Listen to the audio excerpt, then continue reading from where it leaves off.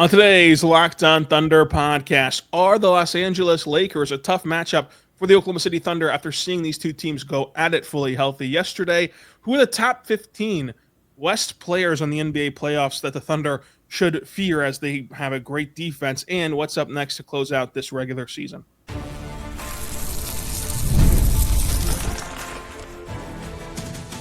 You are Locked On Thunder, your daily Oklahoma City Thunder podcast. Part of the Locked On Podcast Network, your team every day. Let's get it going on the Locked On Thunder podcast on the Locked On Podcast Network, your teams every day. Thank you so much for making us your first listen every single morning, every single day. We're here for you, talking Thunder basketball. Subscribe for free across all podcasting platforms so you never miss an episode. Drop a comment down below, like, review. I'm Rylan Stiles, and I'm also the beat writer for Thunder on SI. That's Michael Martin joining us today at Michael on Sports. Let's talk Thunder, a very special guest for this beautiful Monday, despite the results from yesterday's game in the Paycom Center where the Thunder were beat down by the Los Angeles Lakers.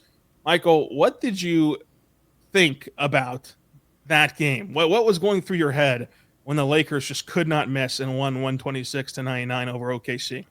That's a lot of threes was the initial thought. But yeah, I mean, I don't want to say the Thunder were sleepwalking, but they were like a step above that. And it was just very, very weird to see a team sort of play like that. And I think we've sort of taken for granted how good they've been this season because a lot of other teams in the past, like those of us old enough to remember the KD Russ teams, they would sleepwalk through the regular season all the time and get caught by really, really bad teams. And I think it's just more jarring because we haven't seen the Thunder sort of handle a game like this. But credit to the Lakers, they made a bunch of shots and they were really, really great on defense. But this Thunder team, so many things just seemed out of character, whether they were switching ball screens to put Hartenstein on Luka and different things like that. It just felt off top to bottom. But like I said, credit to the Lakers, they jumped out early and didn't let up. Yeah, I mean, the Lakers executed and the Thunder did not. The Lakers had the level of competitiveness that you need on a night-to-night basis, and the Thunder did not. And to me, you can excuse it in a way because the Thunder have everything locked up, but also this is the same Thunder team that preaches 0-on-0. So whenever they don't execute that, it is something to note. And then in the game itself, it looked like a Thunder team, purely speculation, that was willing to try and willing to fail different aspects of defensive coverages, offensively, because not that they didn't want to show the Lakers what they wanted to do. They just prefer to test things out in a more low leverage game where even though you did get beat by 100, this doesn't change the outcome for the playoffs. This doesn't change kind of your feeling about how good this Thunder team is, how good this Lakers team is. So I think that the double big stuff is one where they start that lineup and they're wondering if they could kind of overmatch the Lakers with their size. They're wondering how it would hold up defensively, and it didn't work. But you'd rather find out it didn't work now, I think, than in May, whenever these games are in the playoffs and they're the highest stake games that you can possibly play. And with the double big stuff, to me, it left them susceptible twofold. They were switching too much, like you said, with Luka, and then they couldn't fire out as hard from the paint to the corner threes as they try to swarm the paint and take the rim away. They couldn't fire out, and Luka just picked them apart, passing the ball all over the floor, and his teammates knocked down the shots, and that was kind of all she wrote as the game got away from OKC really early. Yeah, I asked Mark about that afterwards, about just the cost benefit, because he's preached for a while, even before the Hartenstein signing, of like, you can't be good at everything, you have to give certain things up. And I asked him with the double bigs, like, helped you guys on the boards, helped you guys with your interior defense, but like, do you think there's any truth to the idea that it's hurt you sort of closing out the threes and scrambling? Because that's been one of the, I guess, signature things we've seen with the Thunder team for this season whenever they haven't had double bigs, is their ability to really spray out and just close out to these shooters and just scramble, especially in these small ball lineups. And he said there's definitely probably some truth to that, of just like, you're not going to be as good. Those guys aren't as fast as a lot of the guards. So I think there's some give and take, but like you mentioned, just some incredible process by guys like Luka, where he just diced them up defensively. Like, that's just sort of the end of the story. Like, he's a generational talent, him and LeBron, of just being passers and just operators of the pick and roll and just being able to read a defense and just pick out what's weak. But to your point, I totally agree. This is something you'd rather figure out now than in May. And you could throw it out there. And, there's a scenario where the double big just comes out and just mauls those guys and the Thunder win. And I think we'd be saying a lot of the same things. But I'd go to a point that Mark made a while ago that I brought up last night in the press conference was, I think he said that assistant Dave Bliss brought this up in San Antonio of them raining a bunch of threes. Like, we don't have to overreact, but we do have to react. And that's how I sort of feel about this Lakers game of like, this isn't everything. We don't need to just flip out because we have almost an 80-game sample size of what this team is. But at the same time, there are still things that we can look into and realize, maybe this potentially is a problem. Yeah, and to me, I think that the next time you see this Lakers team fully healthy and you're fully healthy, which I don't know will be Tuesday, I think that the Lakers would circle that Mavericks game just as an emotional high for them, and kind of not let the Thunder adjust to make the adjustment and see how the adjustment works. I think the next time these two teams play, where all cards are on the table, the adjustment I would make would be starting Kaysen in place of Hartenstein, and just letting you set a tone defensively that you could not set yesterday. But even the more impressive part to me, because I don't want to take anything away from the Lakers, it was impressive what they did offensively, but like we knew that could happen. Like we knew that Luka is a magician and could take the attention and whip the ball into the corners, and then it would come down to could Dorian and could Gabe Vincent hit their shots, and they could. Like that was great execution by them because you got the Reaves game, you got the LeBron game by today's standards, and you certainly got the Luka game. But defensively, they were awesome. Like we've talked a lot about how they don't have a center, how they should lack rim protection, but their ability to just switch everything and their engagement level to have the backside rotations to take away shots at the rim, even despite not having a traditional center besides Jackson Hayes that you would trust. They were able to really make life difficult on the Thunder and not allow them to get comfortable whatsoever offensively. The rangy wings were a bit tough on Chet. J-Dub couldn't get anything going at all. And then, like I said, SGA, like he would navigate his way to the rim, but they were on their stuff with the backside help, that they still took away shots at the rim. And SGA doesn't go to the free throw line one single time in this game, which hurt things too. So the Lakers defense, I thought, was the most impressive part of the entire game.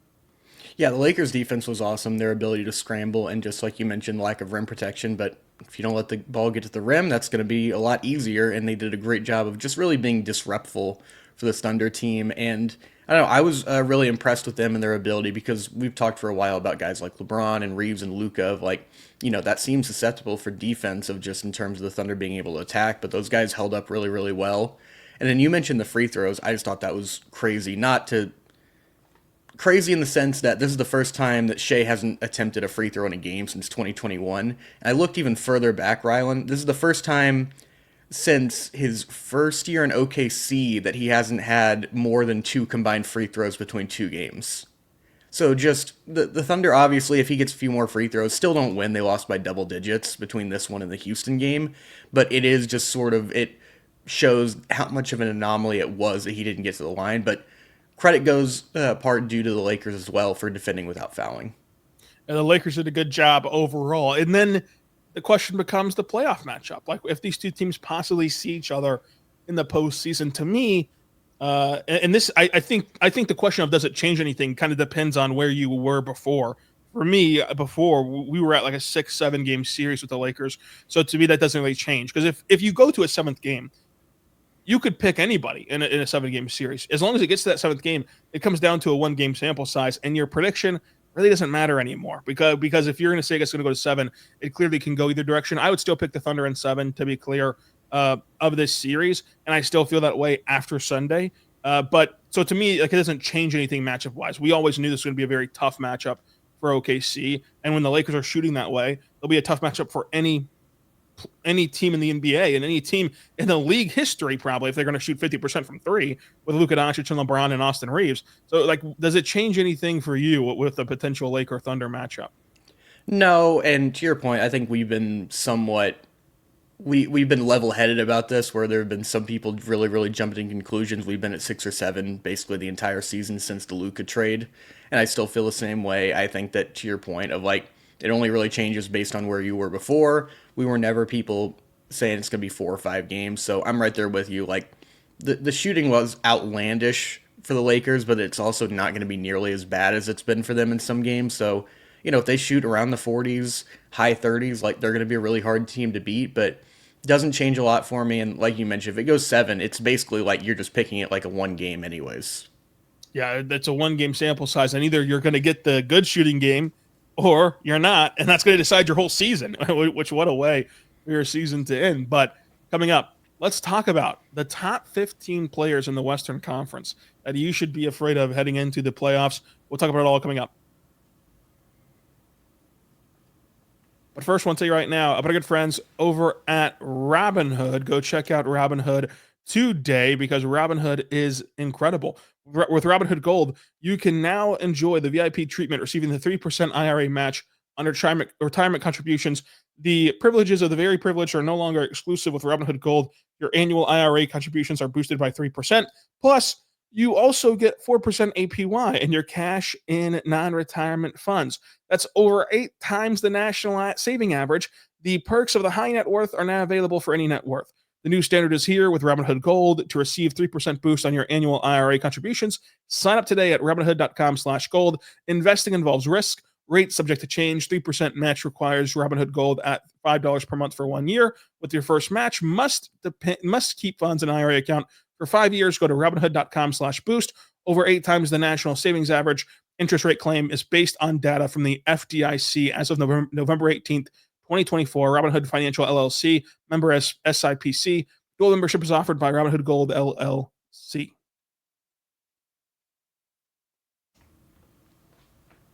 We're back on the Locked On Thunder podcast on the Locked On Podcast Network, your teams every day. Joining us today is Michael Martin at Michael on Sports. Let's Talk Thunder. I'm Rylan Stiles. And Michael, you had this great idea to rank the top 15 players in the West. And so to be clear of this ranking, this is about the top 15 players when going up against Oklahoma City that you should be concerned about, even as historically great as the Thunder's defense is, guys who could be susceptible to beating OKC. And number one on your top 15 list, there's 13 actual players, and then there's 2 wild cards. And so we'll designate our wild cards at the end. But number one, who should the Thunder be most afraid of, if you will? Nikola Jokic, he's the best player in the world. I don't think that's a hot take to say that he should be the one that you fear the most. He's a matchup nightmare because he is a big against some of these Thunder units where even with the double big lineups, we've seen just what Jokic can do. We saw that game more recently where they also shot the lights out similar to the Lakers, but he's a matchup nightmare while all at the same time having a lot of the same passing chops as Luka and guys like LeBron with high processing speed who can just pick you apart. So I'd say Jokic is number one. Jokic is also my number one for all the reasons that you said. I'd also include the reason of, whenever you play in the post more, you're more susceptible to getting fouls put on Chet Holmgren and fouls put on Isaiah Hartenstein. And if those guys have to sit out of games due to foul trouble, then you really become thin, and you really need other guys to step up who are more inconsistent players, to where I think that would hurt them too. So Jokic is number one because he's the best player in the world. And we've seen throughout the course of NBA history that the best player in the world can rise the tide of any team available. You look at how many teams that LeBron's brought to the finals and have brought deep into the playoffs, and we look at that roster and go, how in the world did LeBron do that? Like Jokic is sensational. So he's number one. And I think number two is pretty cut and dry, which is why I want to hear your number two to see if you agree. Luka Doncic would be number two. A lot of those similar reasons. He's smaller than Jokic, but he has even more scoring firepower. And just, you talk about a guy like you mentioned with Jokic who can rise to the occasion. Luka at any time can just beat you single-handedly. We saw a lot of that last night with just how incredible he was of just catching fire early. And when he's hitting those step-back threes and forcing switches like that, he's just unguardable. Yeah, Luka has to be number two. And you can make the argument that he's number one. I just have the reverence for the best player in the world being at number one. But with Luka, it's yes, he individually can beat you. He can hit the step back threes. He can just hit these wild shots, and he can get to his spots very, very well.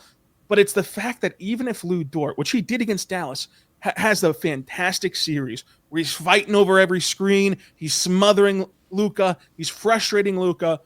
Well, Luka is one of the most gifted passers in this league, to where then he just spritzes the ball around the floor, and now you've got a wide open shot for Gabe Vincent. You got a wide open shot for Dorian Finney-Smith. You got a wide open shot for Rui Hachimura. And it comes down to if those guys can hit their shots. And you look at Dallas as the example of like last year. PJ and them hit their shots against OKC. Go to Boston, didn't hit their shots. And like they were kind of, even if you do your best job defending Luka, you're still susceptible to an outcome that can really be bad for you. And like Luka, just him being the magician of being a team first kind of guy, pass first kind of guy with the all-time scoring ability to go along with that mentality, he just is a handful to deal with. And he's like, this is the guy, I think, even more so than Jokic, so perhaps I should have flip-flopped 1 and 2, that I think that the Thunder should not want to see is Luka Doncic. Yeah, I think between those two guys, there's no wrong answer. But yeah, you mentioned both of those guys can just surgically pick you apart. But Luka, to me, has more scoring firepower, whereas Jokic, he'll get stuff around the basket. Like, he can score in bunches, but Luka has, like, loud scoring opportunities. And speaking which, with my third pick, I'm going to go with Stephen Curry. Just, everybody know. What am I going to say about Steph that people don't know? Greatest shooter of all time, can just completely flip a game by himself, has more gravity than basically anyone in NBA history in terms of like the attention you have to give him when he's on the floor at all times.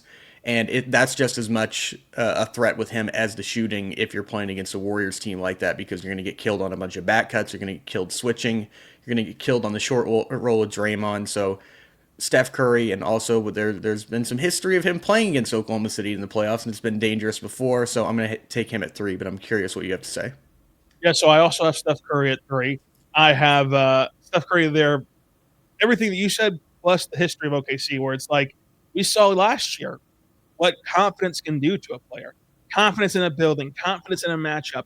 PJ Washington was way more confident against OKC than he was in any other series of the whole playoff run, and he made OKC pay. And I think that Steph has that same comfortability and confidence in OKC, plus he's just an all-time great player. And this is how loaded the Western Conference is, that like a guy like Steph is number 3, and we still have fantastic players on the board like number 4. I'm trying to get to our first disagreement. Number 4, Kawhi Leonard is my number 4.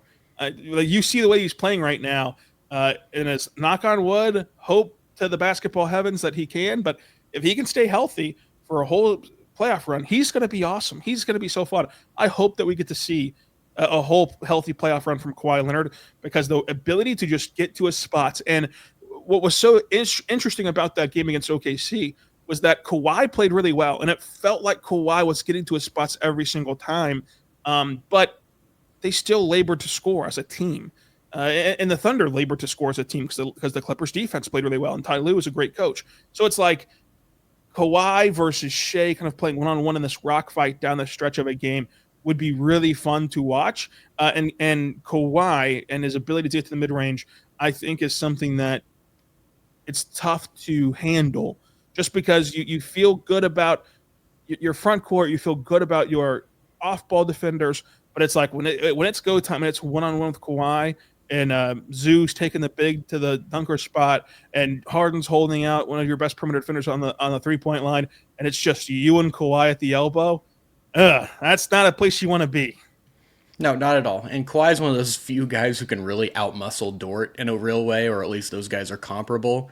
He's too big for Dub in a lot of ways. He's too speedy for a guy like Chet. So he's a matchup nightmare for a lot of teams. He's one of the best playoff performers we've seen in a very long time. But that is where we're going to have our first disagreement, because I went with a different all-time forward at my number 4 spot, and that is LeBron James, just because I value the playmaking just element of that just Kawhi doesn't have at the same level, for a lot of the same reasons that we mentioned guys like Jokic and Luka, of just being able to just pick apart defenses.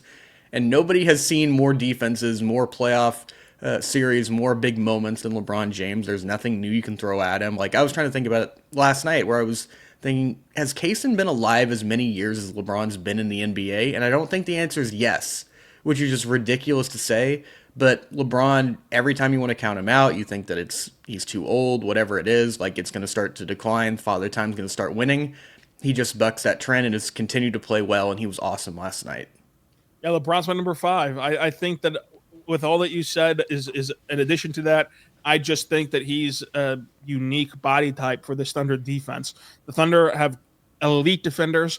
They should they should be littering the all-defensive team. They're a historically great defense, but the one thing that you can try to do is what you said about Kawhi applies to LeBron, is just kind of outmuscle them and overpower them a little bit. And LeBron, I think, can do that with his back to the basket. And with that, if you send help, that then adds in your playmaking element that you mentioned to where he can pick you apart. Now you have Luka and LeBron being excellent playmakers and just whipping the ball over the floor. So I would agree with you, in the sense of I just flipped Kawhi and LeBron. But yeah, LeBron for me is my number 5. And then number 6 for me, I have Kawhi coming maybe a spot after this, but Anthony Davis, because we're just talking about individual matchups, not full teams. But Anthony Davis is a post-up presence and a versatile big where I think that he would be a matchup nightmare. I've said matchup nightmare too many times, but he is a very difficult matchup for the Thunder team because he is too strong for Chet, while also being too versatile and too quick for Hartenstein and guys like that. And then defensively, the Thunder want to get in the paint. They want to put a lot of pressure on the rim, and there aren't too many rim protectors in the NBA right now or in recent memory better than Anthony Davis. So I like that pick. We do disagree on number 6. Let's get to the end of the list, this back half of this list coming up. But first, I want to say right now, our good friends over at BetterHelp. What a day for the BetterHelp to show up here, because today's show is sponsored by BetterHelp. Taking care of your mental health is just as important as taking care of your physical health, because traditionally, in-person therapy can be expensive. It can often range from $100 to $250 per session. That's where BetterHelp comes in. With online therapy, you can get qualified care at a price that makes sense, saving you time and money.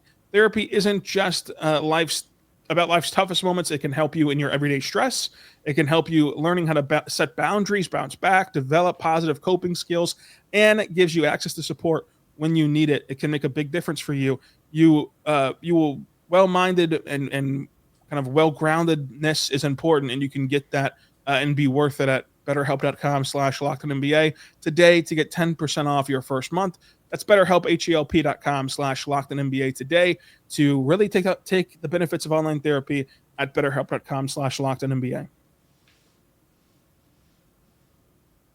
We're back on the Locked On Thunder podcast, your teams every day. I'm your host, Rylan Stiles. Joining us today is Michael Martin at Michael on Sports. Let's Talk Thunder on YouTube. And we have our list of top 15 players in the Western Conference heading into the playoffs.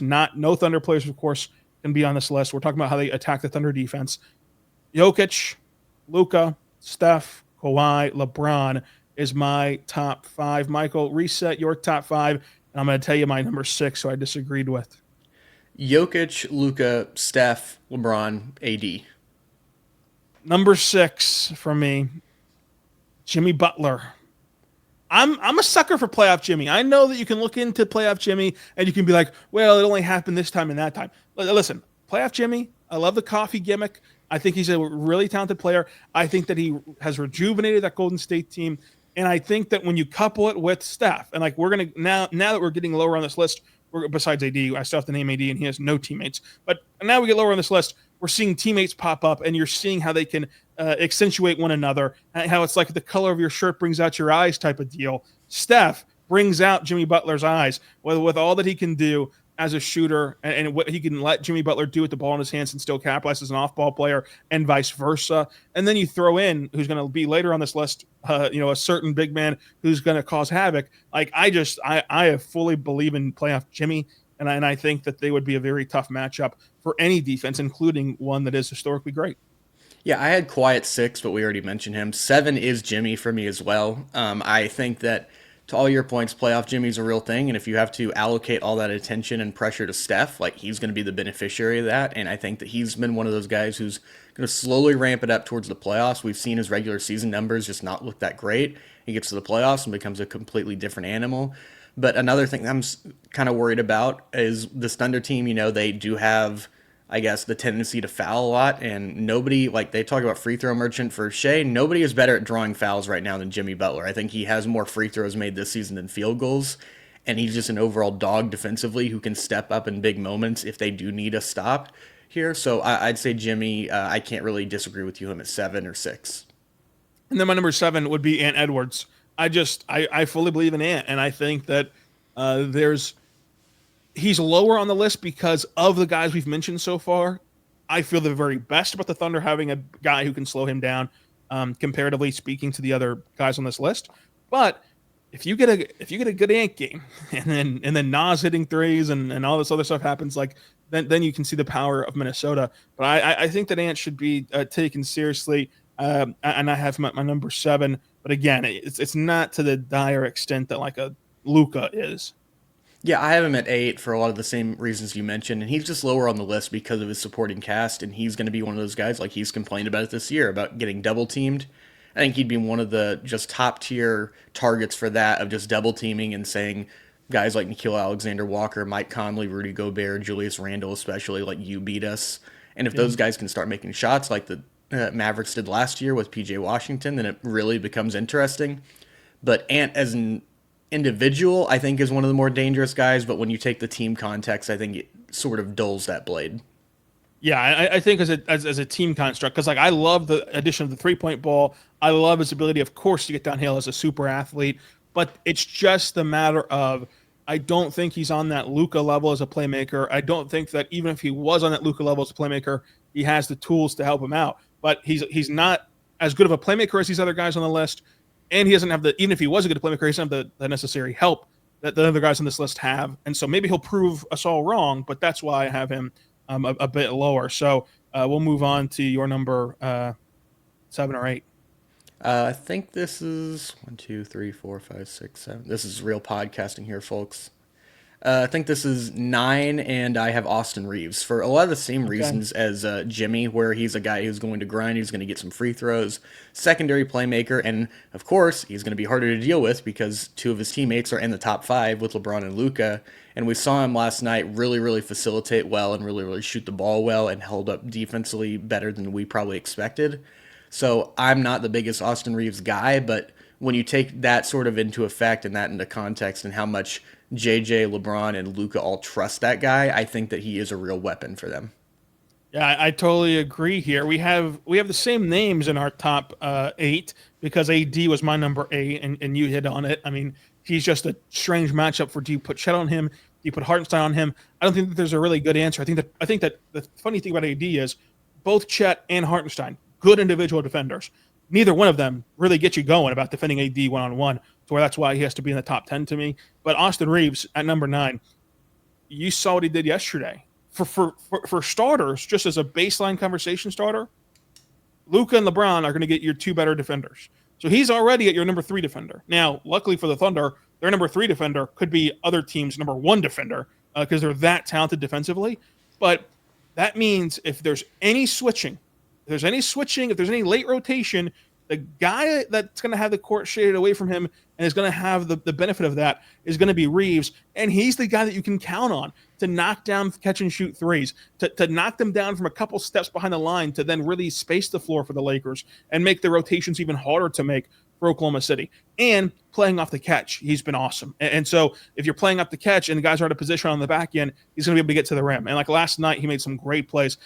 Last night, Austin Reaves had about 3 different sequences that were really backbreaking in a game that was a blowout, which is hard to do. So like the first one, whenever he was Nash dribbling across the baseline, turns around and hits like a fadeaway against Hartenstein. That was incredible. He bombed one in from 2 steps behind the line with the case in his hand in his face for 3. He goes and gets the stop on Wiggins in transition one-on-one, and then comes down on the other and makes the shot to really, it felt like, put the game away. If you didn't think it was over already, you should have thought it was over then. Like Austin Reaves had his fingerprints all over that game on Sunday, and so he's in my number 9.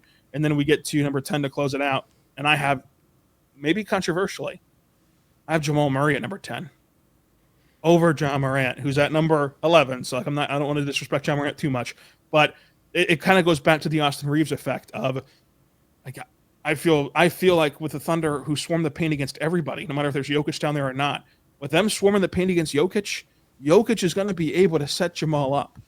And I know he's been inconsistent. I know he's not been superb. But this is what you pay Murray for. This is why you have Murray on this roster. Whenever the Thunder are swarming the paint and kicking it out and Jokic is kicking it out to Murray, he's got to be able to come through. And the reason why Ja's a bit lower isn't really because of Ja's skill set. It's because the Thunder would have to concede that, and it's like you need to take advantage of that. Whereas with Ja, if Ja's playing, there's not someone else on the Grizzlies that you are going to abandon to go take Ja, to let Ja have an easier path. you're going to let Murray have an easier path, and he's talented enough. I think he could beat you for it, but he's not consistent enough to where he doesn't get to climb up this list. Yeah, I have him a little bit lower, but he is the ultimate swing factor for a series between the Nuggets and the Thunder just because he can catch fire. We've seen him. Playoff Murray's been a real thing. Bubble Murray's been a real thing.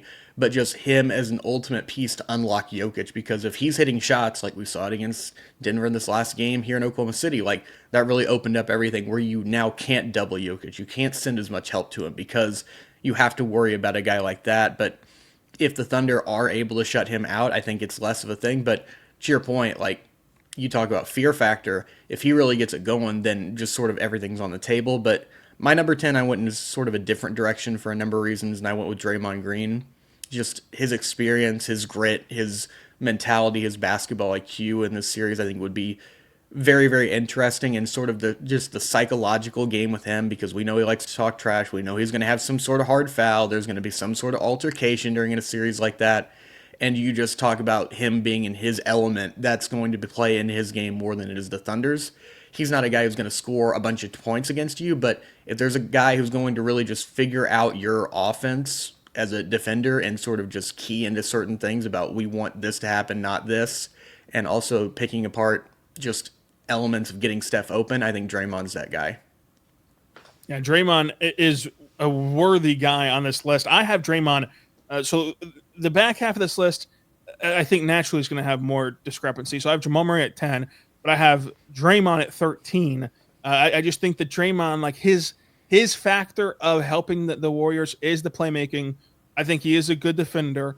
I think that he can have an element of, against a very young Thunder team, can you do something to rile them up? Can you do something to get them out of character? Maybe he can, maybe he can't, but like that element is still there to get him at number 13. But to me, Murray at 10, we explained kind of how he could go off. And then Ja at 11, like Ja's been not Ja this season. He has not been to that level and that standard. But the 6 games he played in the first 6 games of March that he played, he averaged over 30 points a game. Like he was really good. And so with Ja getting the hierarchy push over Draymond and some other guys, it's just that if Ja's on, that's the guy you got to funnel all your attention to. And then that can open things up for Jaren. That can open things up for Bane on the back end. Whereas with Draymond, the possibility that like he's on as a scorer and that he's the one beating you, I think is much less than the idea that Murray or Ja or who I have at 12, Harden, would be. So we just spoiled the list. That's bad podcasting. But I've got Murray at 10, Ja at 11, James Harden at 12, and then Draymond at 13. And with James Harden, you worry about the playoff history, but we both have Kawhi super high, and that should help his cause for being a better playoff player. So I still have Harden on there as well. Yeah, I have James Harden coming up next for a lot of the reasons you mentioned. Also, just to quote our friends over Ryan Russillo and Bill Simmons, like, isn't he sort of due for a good playoff moment here? And James Harden, great passer, great scorer, and it really just comes down to, can he get you all the way to the end of the game and then let Kawhi take the keys from there? I think that's the biggest thing. Defensively, we know what James Harden's reputation is, but I think what you're going to be more interested in is, like, we have these wild cards coming up. I actually have Ja Morant dead last, even behind the wild cards. I think he is the least threatening guy that we're going to talk about because I think that he's capable of having maybe one good game in a series against a Thunder team just because they just completely neutralize and counter a lot of what he's good at because he is a thin frame guy. And they have all sorts of defenders, whether it be Dub, Kaysen, Dort, Caruso, who can all really get in there and bump him off his spots. And then even if he gets past those guys, you have elite rim protectors like Chet and Hartenstein. And then especially going the other end, I just don't really know who he guards. Like, he can guard a guy like Dort or Kaysen out on the perimeter, but still the Thunder are going to put those guys into a lot of actions and just force switches. And Ja Morant, this just feels like a nightmare matchup for him against this Thunder team.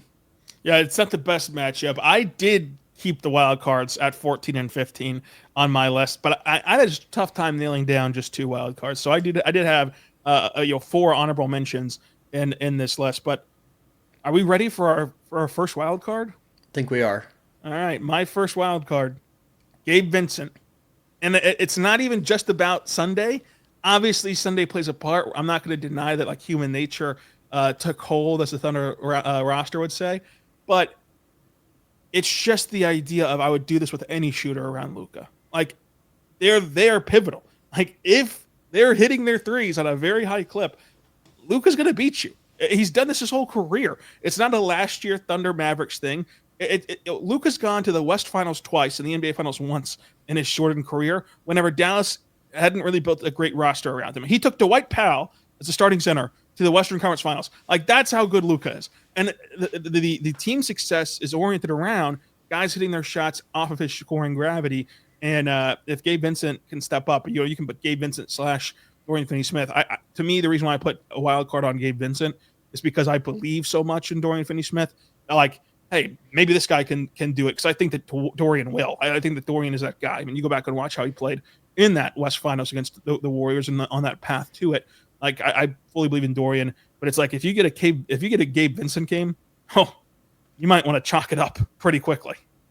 Not on my list of wild cards there. I figured if you were to take another Laker, it would be your beloved playoff Maxi Kleba of all people. Playoff Maxi's a sneaky one. Yeah. Don't sleep on playoff Maxi. Maybe it'll come up later for you. But my first wild card, I went with Amin Thompson, just because maybe it's recency bias, but his ability to guard Shea really, really impressed me and just stay with him and play physical. Like, obviously, we talked about sort of the Thunder getting, I don't know, stale or just feeling safe in this and just playing conservatively these last couple of games, but him defensively really impressed me. And then just his athletic pop and what he can bring to a game. Like, obviously they're great athletes in NBA. He's like a tier above everybody else. Like, he looked like the varsity player playing a JV game just athletically against the Thunder. And I think that could be a real dynamic that just sort of shifts a couple of games here. Yeah, I like that. And on a similar note, my number 15, which concludes my top 15, which is my last wild card, Jalen Green from the Houston Rockets. Like, what if Jalen Green is just special? And I'm a big Jalen Green guy. Hand up, I did predict Jalen Green to be a 2-time league leading scorer in his career during his player draft profile and projection. I love Jalen Green. He's my guy. I love watching him play. I love his skill set. I love his style. But I will admit, he's very inconsistent. He can be very inefficient. He can really struggle, and you would imagine that on paper, this Thunder defense would be a team that can make him struggle. But then you watch Friday, and you're like, maybe Jalen Green has it figured out. So I think that Jalen Green has all the talent in the world, and the ability for Houston to be legit. And if you're thinking of this in the context of the Thunder, the pathway for them to play Jalen Green is in the West Finals, so that would lead you to believe that they have figured things out. At that time, it would be Jalen Green would have to be consistently awesome, and that's a scary proposition for any team if Jalen Green gets hot. Jalen Green, once again, not on my bingo card here of guys, and I was going to go with Şengün for my last spot, but I'm feeling spicy here. I'm not going to go with Şengün. I'm going to go with the other guy in the double big lineup. I'm going to go with Steven Adams, just because his ability to move guys out of the way in that last recent Thunder game, which, once again, recency bias, I think that could have a real impact. Like, he's obviously not really a shooting threat, not really a scoring threat, but his ability to move, whether it be Hartenstein or Chet, out of the way and just really dominate the glass like they did in that last game, I think could be something definitely the Thunder should keep their eye on. I agree with that wholeheartedly, because it can really go, your wild card can go either way, just like mine can. I like our last wild card. We should make a little personal wager of, like, if we get a Thunder Rockets series, we have to make a wager on who's going to be better in that series, Jalen or Steven, because both of them, I don't feel great about in the playoffs. I just don't when the game changes a bit in the playoffs. So we'll have to see how that all goes. But Michael, let them know what you're working on YouTube. Let's Talk Thunder. Yeah, Tuesday morning or Tuesday afternoon, I'll be releasing my next video, which I teased last week, which was sort of the chemistry between Isaiah Hartenstein and Jalen Williams, J-Dub, of just their two-man pick-and-roll dynamic, which I think everybody should be looking forward to. And then I'll have some award season stuff coming up in the next couple of weeks as the season winds down. Go make sure you check that out at Let's Talk Thunder on YouTube. Find him on Twitter at Michael on Sports. And until next time, as we recap another Lakers game, be good and be good to one another.